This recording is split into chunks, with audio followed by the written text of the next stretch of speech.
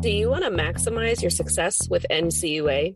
Join Mark Treichel as he shares with you the insider's view on passing your exam with flying colors. The With Flying Colors podcast is sponsored by Credit Union Exam Solutions by Mark Treichel.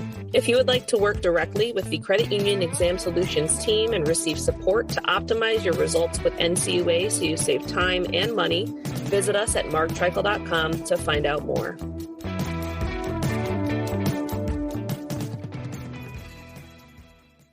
Hey everyone, this is Mark Treichel.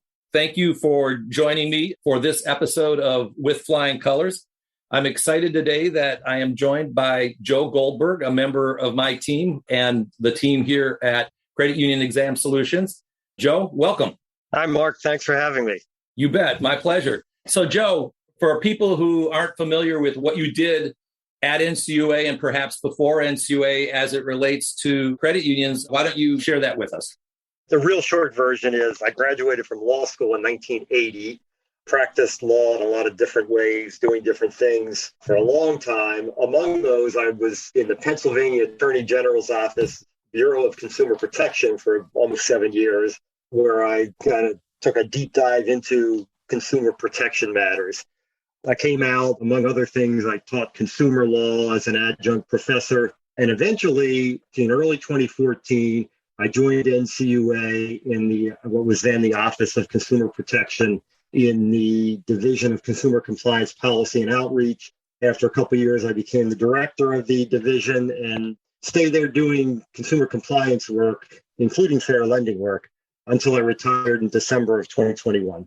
Very good. You're joining a big cast of characters who've left NCUA recently. A lot of people hit that point in time where it's time to do something else. And I'm glad that you're out here now assisting credit unions more directly. So today, we're going to talk a little bit about fair lending and a fair lending 101, if you will. So NCUA has a lot of examiners that do exams. And then there's a structure about fair lending exams and things like that. And that was housed in your office. But before we kind of get into that, let's just start with, when someone says fair lending, what does that mean?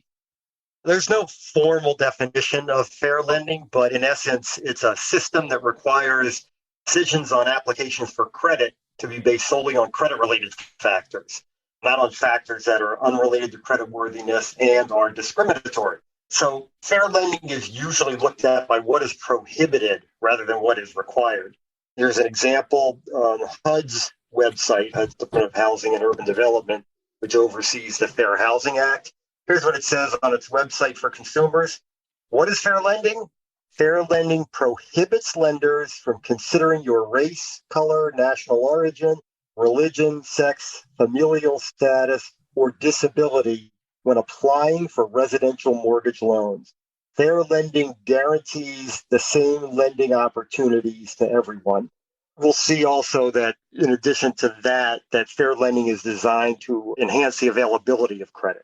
As I mentioned, I had been an adjunct law professor, and when I would teach different laws and regulations, I'd always like to see why were the laws created, what's the purpose of the laws.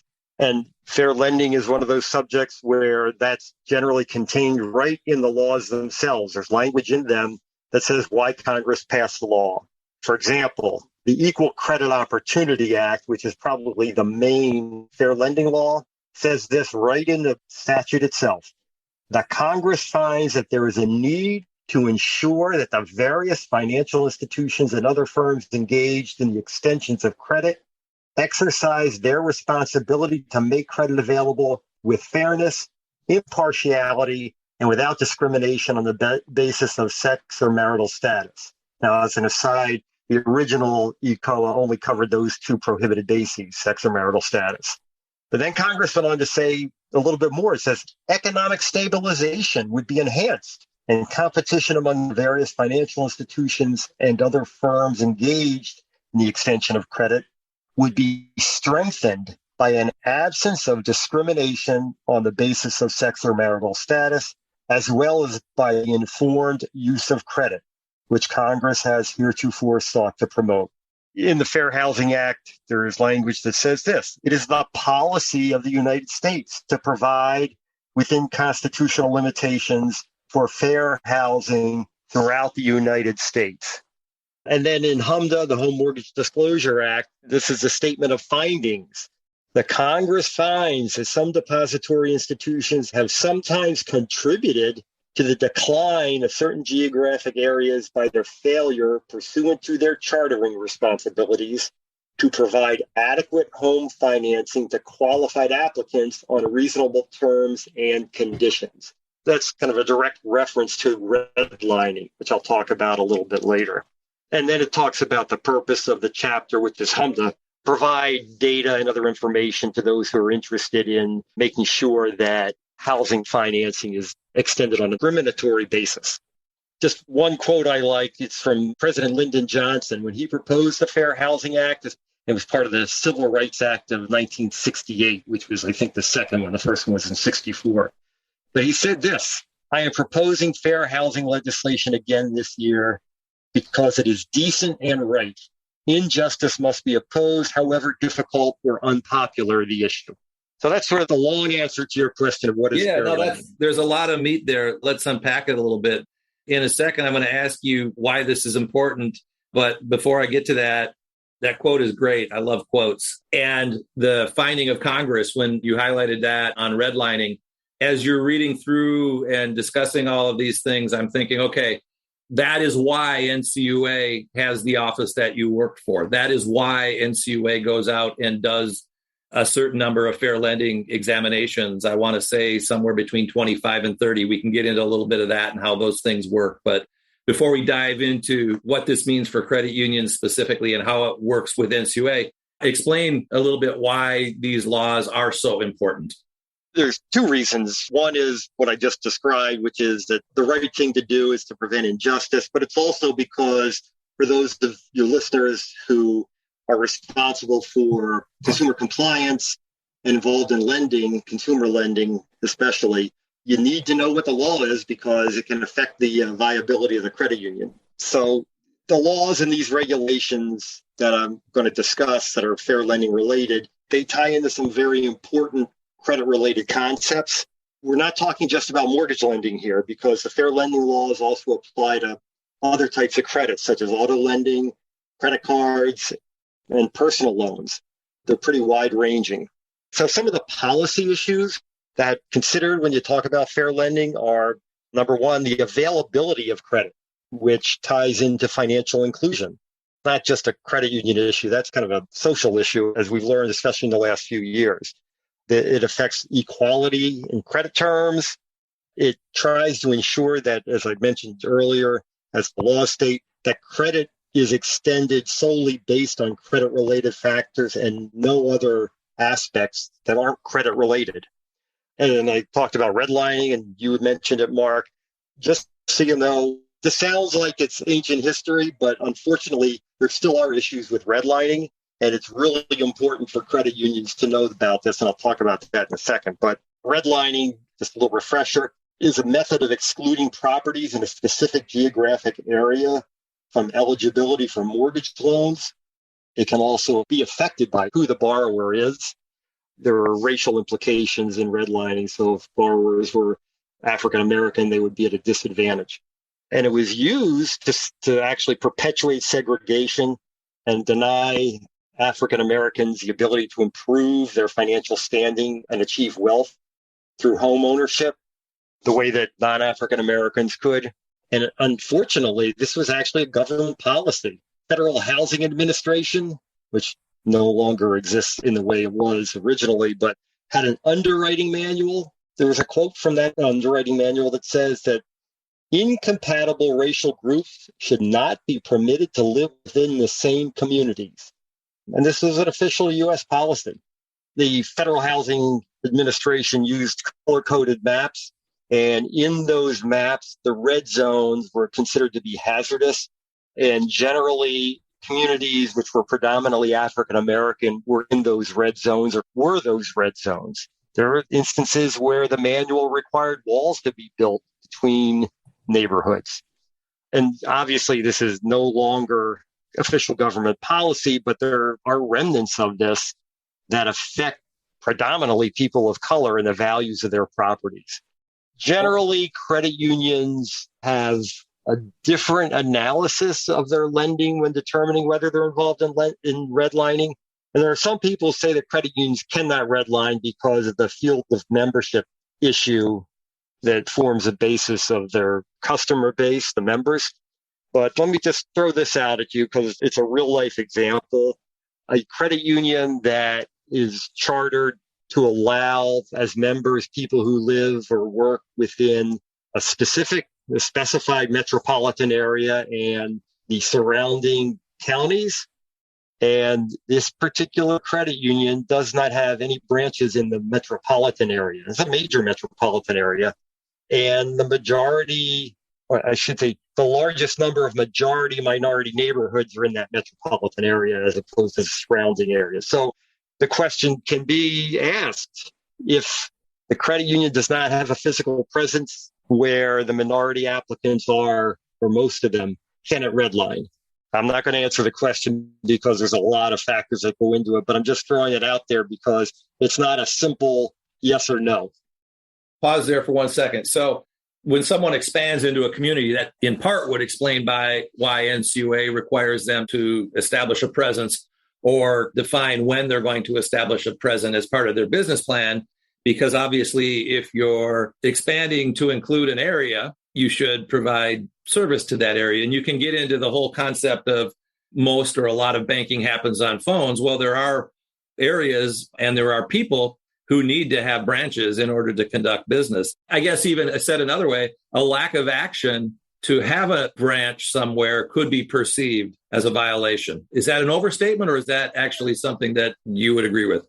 I would agree with that. Yeah, I think you touched on something. Obviously, the world is changing and the way that people interact with financial institutions is changing. But I think the credit union system has grown up on being community-based.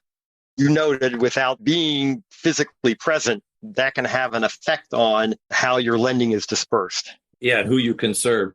It was sad to hear what policies were in government as recently as the 1950s. And I think if I heard you right, you said they had actually defined red zones. And am I right to assume that it was those red zones that may have led to the phrase redlining? Yes, absolutely. Okay, got it. There's other issues too, which have come to light recently. There's a presidential initiative around appraisal bias and ways to counteract appraisal bias. Unfortunately, and this is tied into the redlining because whole neighborhoods may be subject to appraisals at lower property values and they're self-perpetuating. NCUA actually has a regulation regarding appraisal accuracy, and it imposes obligations on credit unions to make sure that appraisers that they use are providing appraisals that are based on non-discriminatory matters or factors. But anyways, the reason I mention all this is, again, it sounds like ancient history to some extent, but it really is not. It's something that it's important to guard against. Another reason why all this is important is because non-compliance creates risk to credit unions. You can set aside all those policy issues, but all these laws and regulations I'm going to talk about generally have some type of enforcement provision for regulators, including the NCUA, but also they provide for private actions, including class actions. So there's several different types of risk are implicated with or for non-compliance with fair lending laws. So I'm a credit union. I'm doing every type of loan that you can imagine. I'm a community charter credit union. I've never had any issues with the normal exams, but NCUA has the authority to come in and do a specific fair lending exam. And that was the group that you were in charge of at NCUA. And there are some authorities that NCUA has. There's some authorities, I believe you said that DOJ has, and then Housing and Urban Development or HUD. Am I interpreting all that right? And then along those lines, if you were running a credit union and you were wanting to be ahead of the curve on NCUA coming in and poking around and taking a look at this whole arena, what would you do if you were out there running a credit union? Well, if we can wait for a few minutes, I want to talk about I want to talk about that after I talked about the laws because it'll dovetail nicely into it. But yeah, there are things that the credit union should focus on and can do to help protect itself. So let's talk about the laws and regulations that are involved with this. As I mentioned before, the main one is the Equal Credit Opportunity Act. It's a federal law. ECOA is the acronym for those who are familiar with acronyms. And the Equal Credit Opportunity Act prohibits discrimination in any aspect of a credit transaction. And it applies to a wide variety of extensions of credit, including extensions of credit to small businesses and also to corporations, partnerships, and trusts under certain circumstances. So there are two major requirements in ECOA. The first is that it expressly prohibits discrimination in any aspect of a credit transaction based on a list of prohibited bases. And these are race or color, and this terminology is from ECOA: race or color, religion, national origin, sex, marital status, age, and that's provided the applicant has the capacity to enter into contracts, generally 18. The applicant's receipt of income derived from any public assistance program, and the applicant's exercise in good faith of any right under the Consumer Credit Protection Act. That's to prevent retaliation for an applicant who has asserted certain rights. That's the first major requirement of ECOA. This podcast is too short to go into all the excruciating details, but I do want to at least mention that that's the basis for it. The second major requirement is that a creditor must provide applicants with the reason for any adverse action. And what adverse action means is a denial of credit that was applied for or a denial of credit under the terms applied for. So if an applicant applies for a mortgage that's advertised at a certain rate, some type of term, and the creditor counters and says, you don't qualify for that, but here is a less favorable set of terms that you qualify for. Not necessarily discrimination, but this must be disclosed to the applicant. The adverse action notice is the colloquial term for the disclosure of information. I just want to mention that the Dodd-Frank Act created a new section in ECOA, and that requires the collection of data from applications for small business credit. And in fact, CFPB has issued a proposed rule about what data would be collected and how it would be collected. But nothing's going to happen until that becomes a final regulation, but I did just want to mention that. And as you raised, Mark, ECOA does provide for enforcement by regulators, and it provides the right to bring private lawsuits, including class actions. Generally, the NCUA is the enforcement agency for federal credit unions, and the states or the Federal Trade Commission were named as the enforcement agency for state chartered credit unions. Most of you probably know that the CFPB is responsible for enforcement of the larger financial institutions, those with over $10 billion in assets. I don't want to get into that, but generally speaking, for federal credit unions, the NCUA is the primary enforcement agency. And one other thing that you mentioned, the Department of Justice, it has certain enforcement authority, but the Equal Credit Opportunity Act requires the regulators, including the NCUA, to refer to DOJ any financial institution it regulates where it uncovers a pattern or practice of discrimination. That's a requirement. It's not discretionary. Right. So that when that happens during a fair lending exam at NCUA, where you've determined that that's happened, NCUA must refer to DOJ.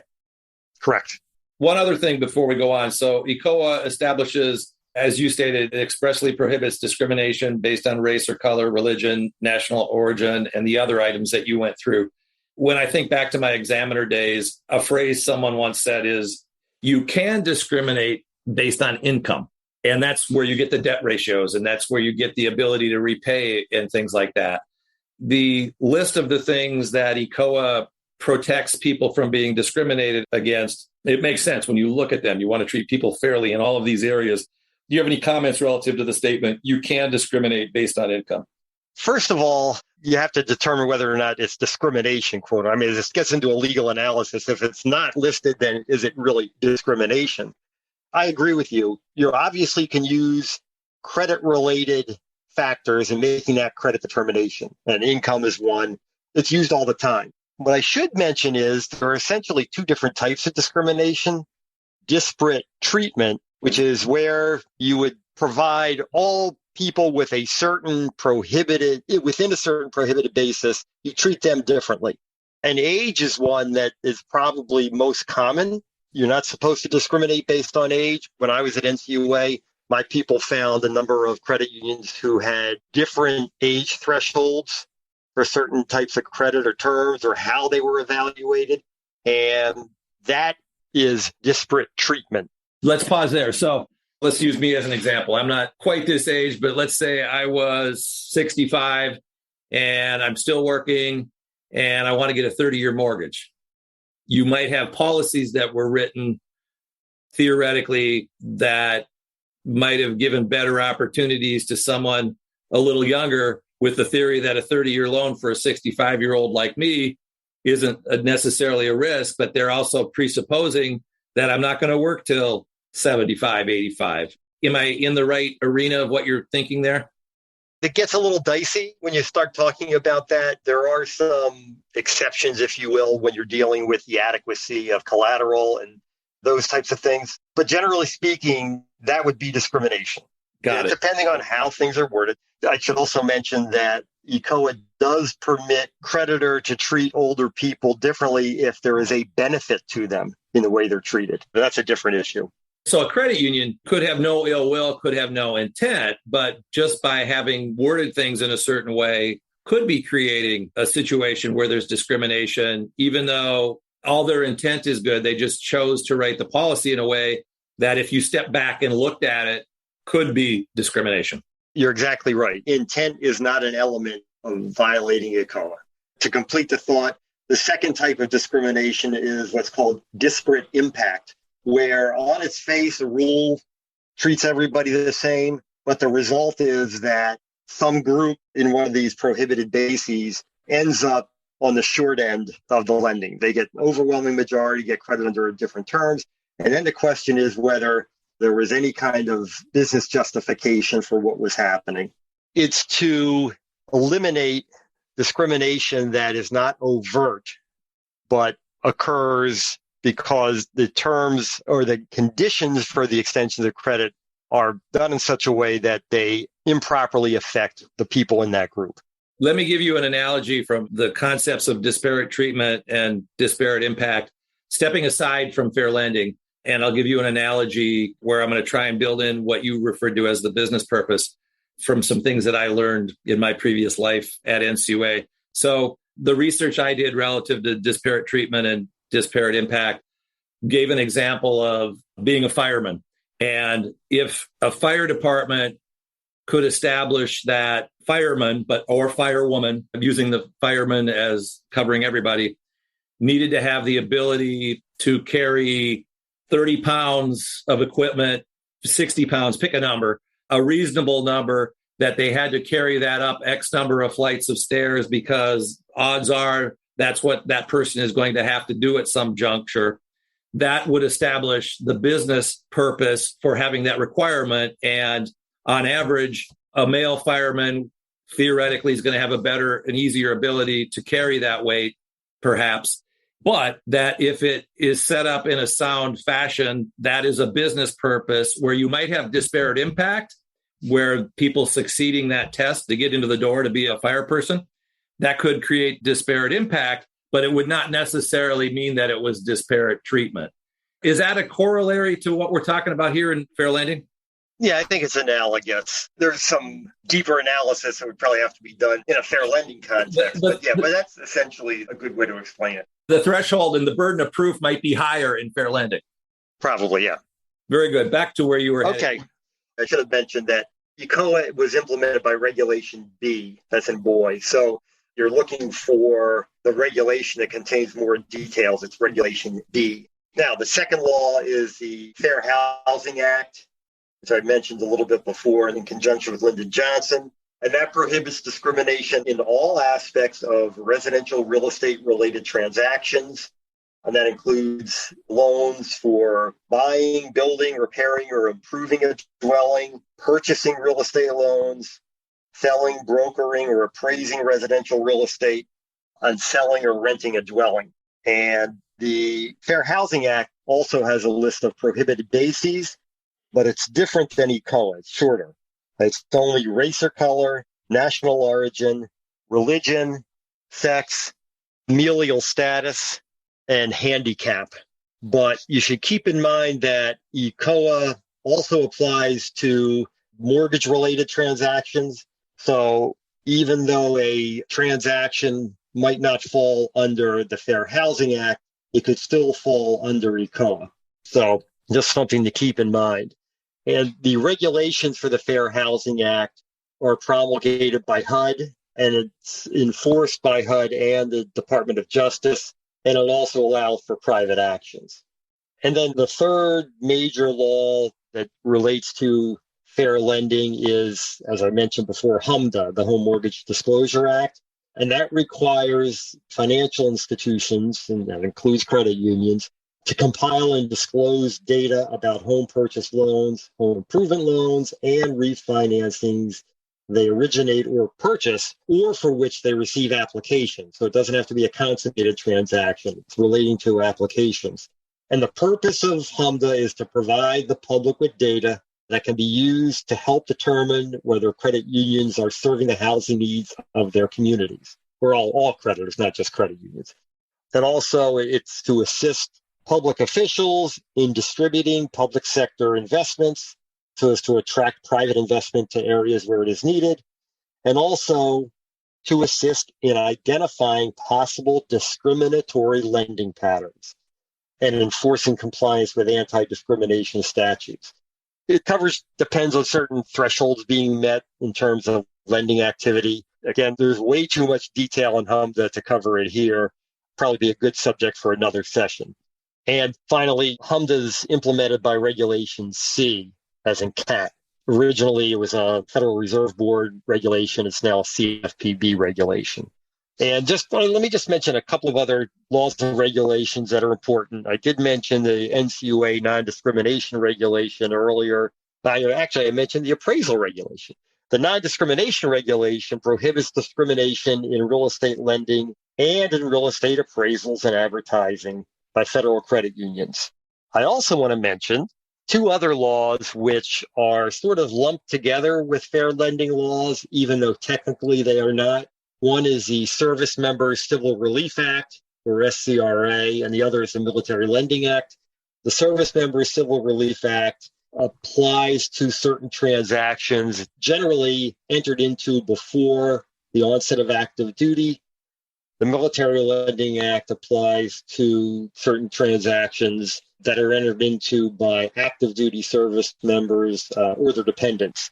And although I did say a second ago that they are technically not fair lending laws or regulations, that's sort of not true in some states, because there are some states that actually have anti-discrimination laws that include a prohibition against discrimination on someone based on military status. So you could have lending to service members be a fair lending matter in certain states. And I'm going to talk about that in a minute when I talk about what the credit unions need to do to protect themselves. Let's kind of jump into that. That's where I was going straight for that about 15 minutes back. And now we're about to get to that. So if you were out running a credit union, what would your focus be, and how would you do your best efforts to protect members and to protect the credit union?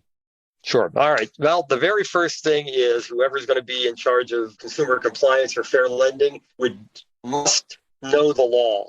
And they don't have to be an expert in the law, but they need to read it and the regulations so that they understand that if something happens, a light bulb will go off that, I think I remember there's something in the Fair Lending Act or in HMDA. I better go look at it to see. So knowing the law is very important. And that ties into the second thing, which is that the credit union should have a robust compliance management system. The consumer compliance management system is important because that affects those transactions dealing with members. There's no requirement that the CMS have separate policies and procedures for fair lending. When I was at NCUA, we recommended that credit unions do, because of the significance of fair lending, what it means to credit unions members. You're better served, and the members will be better served if there's a separate fair lending policy so that those in the credit union who deal with fair lending are very clear about their obligations. Part of a robust CMS is adequate training. Training should be not only for those in the lending department, but managers, anybody who deals with any aspect of lending, but also credit union management and board members, because they have responsibility for policies and procedures and what happens in the credit union. There has to be adequate oversight within the credit union over the lending practices so that if there is issues with fair lending, management will be able to see them. And finally, the last thing is oversight over third parties that the credit union deals with. Indirect lenders who the credit union has relationships with, especially car dealers, because auto financing is troublesome, can be troublesome on several different levels. But also vendors, the people who are creating the systems that the credit union is using for lending purposes.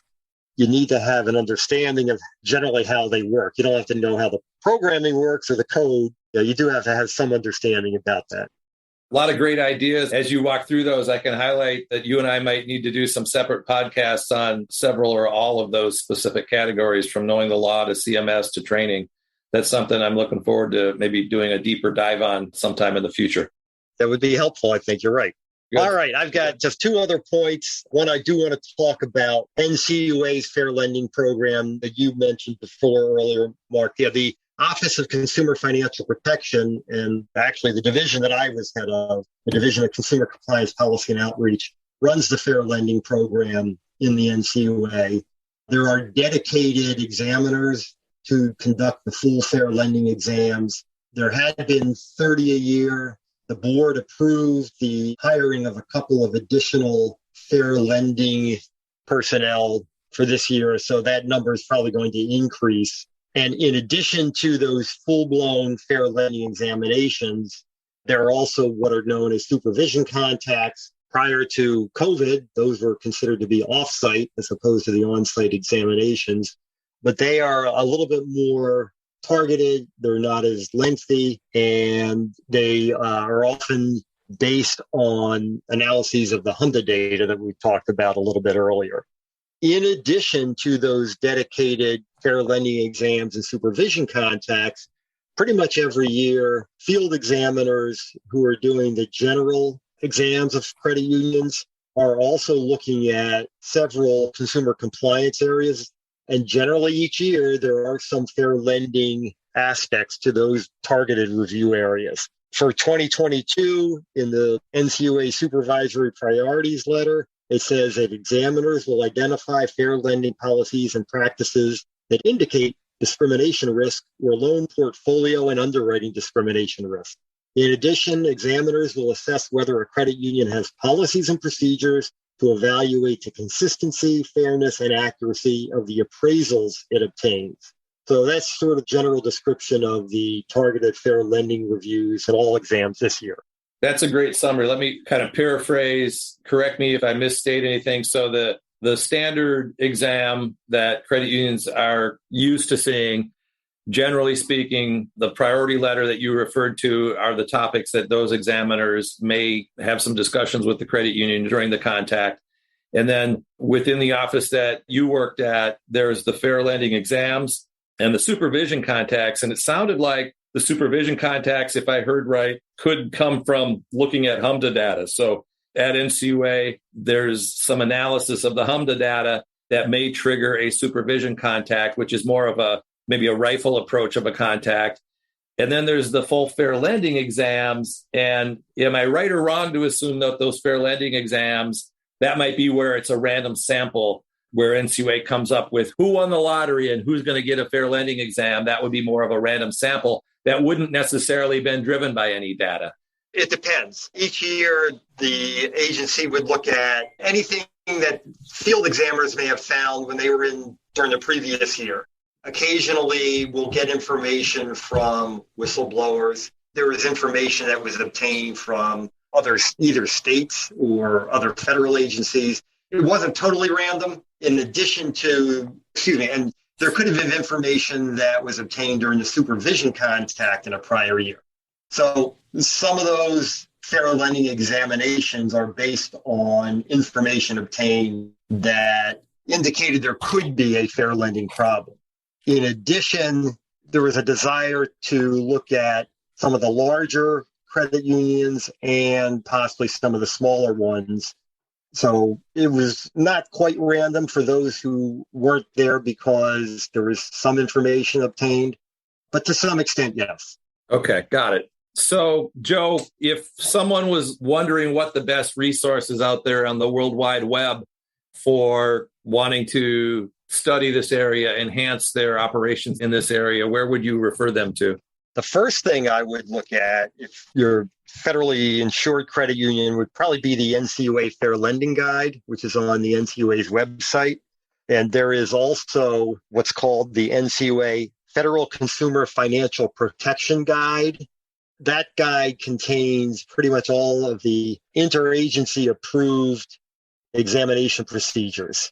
So those two resources will help. I can tell you that the NCUA Fair Lending Guide was undergoing updating and some revisions at the time that I retired at the end of last year. So at some point, there will be a new version of that. But those two things are very helpful. The FFIEC, Federal Financial Institution Examination Council, which is a group of the federal regulators, is responsible for collecting HMDA data. There are a number of HMDA resources on the FFIEC.gov website. And then the CFPB, the Consumer Financial Protection Bureau, has a lot of both fair lending and HMDA resources on its website. And finally, for those of you who receive the NCUA regulatory alerts and letters to credit unions, I would recommend looking at those. They're all archived on the NCUA website, but every year there are several regulatory alerts geared to HMDA, and occasionally there will be one or two dealing with fair lending as well. Those would be the primary resources I recommend credit unions use. There's a lot of good nighttime reading there, I'm sure. So two things. If there's some easy to find web links that you want to send me, I can put them in the show notes for this episode so that someone who's listening on their laptop might be able to go there and find it. And then lastly, before we wrap with this episode, is there any final words that you want to share with the audience? I think that from my experience, credit unions as a whole do a really good job with fair lending. The attitude of most credit unions is that they are there to help their members. I would say that the majority of the problems, the overwhelming majority of the problems that with fair lending that were uncovered while I was there, not out of intent, as you mentioned, but it was out of ignorance of the requirements of the several laws and probably over-reliance on vendors, of lack of training and those types of things. That's why I mentioned the compliance management system requirement. Credit unions try to get it right, but they don't always do that. The more they can educate themselves, the better off they will be and the better off their members will be. That's a great summary, Joe. All right. Well, Joe, I want to thank you for being available here for me and for credit unions. And that's a wrap, folks. That's it for today. I'm Mark Treichel, and I hope you join me next time for With Flying Colors.